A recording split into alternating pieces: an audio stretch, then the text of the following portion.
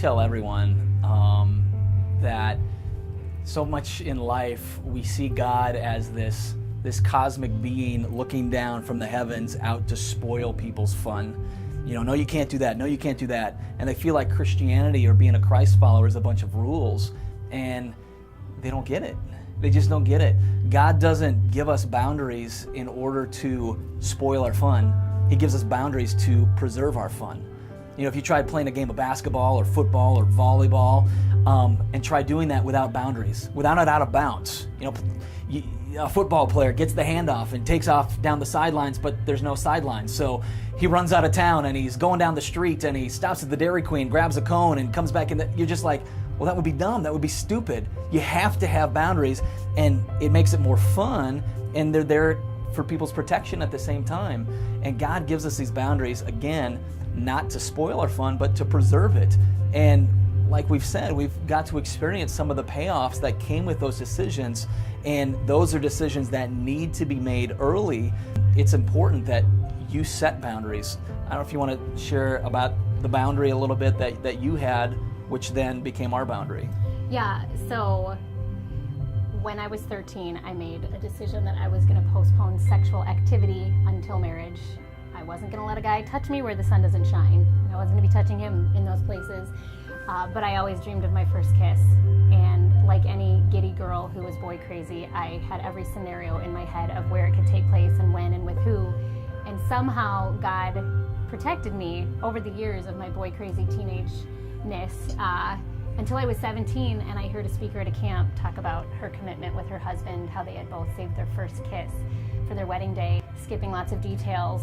Because he knew my future and I didn't, I believe God called me to set the standard really high. Not because kissing's wrong, not because I think everyone should make that commitment, but at age 17, I had no idea that God was going to call me to be a speaker and a role model, specifically in the areas of purity and love and sex and dating. And so I made that commitment when I was 17. I had tempting moments, had temptations, was able to say no on several occasions, and met Craig, and that ended up becoming his commitment. He had actually asked to kiss me one night because I kind of forgot to tell him my commitment. You want to give your perspective at all on that? I got shot down, I got crushed as I wanted to let Molly know I was serious about pursuing a relationship, and I asked one night if I could give her a kiss, not to take from her, not that she owed me that, but I just wanted to let her know that I wasn't interested in playing head games, I wasn't interested in playing with her mind, and I wanted her to know that I'm serious about where this is headed. So I asked her if I could give her a kiss one night, and it's 3 o'clock in the morning, we're young and in love, and all she does is she drops her, thank you very much. She drops her head between her legs and she says, shoot, oh no, because she never told me about her boundary, that commitment. But the next day, I was going to tell you. The next day, we got together and she told me her commitment, and I said, well, Molly, that no longer is your commitment. It becomes our commitment. And we honored that until our wedding day. And now, again, I don't want people seeing this to say, are they telling us not to kiss? That's not what we're saying. We're saying she knew what her commitment was. She communicated that. And okay, if you're going to kiss, great, have fun. But what is your boundary? What is your boundary going to be? If not that, what is it? Because so many people are getting into trouble because they don't know what their boundaries are. And they find themselves in an intimate situation, whether they saw it coming or not, and suddenly they're in a bedroom, they're in a car, they've never taken the time to sit down to think that through. And I guarantee 9 times out of 10, they're going to go further than they wanted to because they didn't know what their boundary was. And so we would challenge people, first of all, know your boundary. And second of all, communicate your boundary, because it does no good for me to come to a conclusion as to what my boundary is or anyone else, but then not communicate that to another person we might be in a relationship with. Because if they push you further, you can't be upset with them because you didn't communicate that. So you need to communicate it to the other person you might be in a relationship with. And we would say a third party, a trusted friend or adult or youth worker, a parent. Communicate that to them so they can keep you accountable. And then lastly, protect your boundary. Protect it, protect it, protect it. Do whatever it takes. Fight and scratch and claw your way out of tempting situations. And don't set yourself up for defeat. You know, in the Lord's Prayer, it says that we need to pray that we're not led into temptation, as opposed to praying when we are tempted.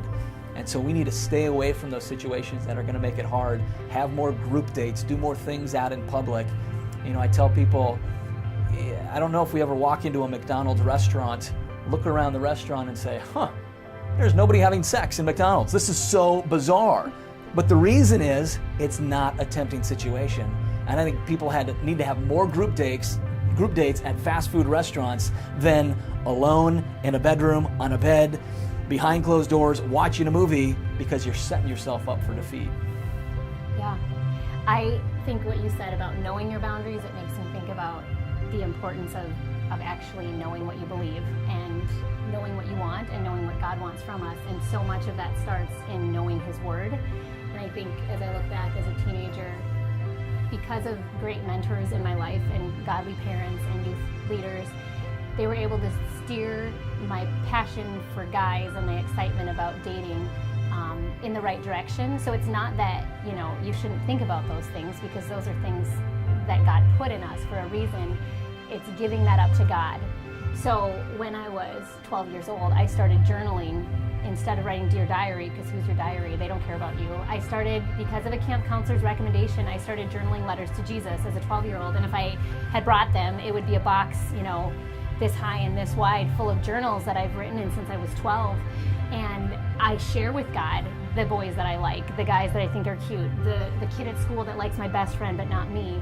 The decisions we made are possible because we invited God into our life and every part of our life to help us through that. So it's not that we weren't tempted, it's not that we didn't have thoughts of compromising, and it's not that we were somehow uniquely different from others in our desires, but it's what we did with them and allowing God to transform our mind, like it says in Romans 12:1 and 2, to not live according to the world, but to live according to basically the culture of God. And how do we find that out? We find it out through His Word. So we have to get back to the Bible and know what we believe, and then like Craig said, just protect it.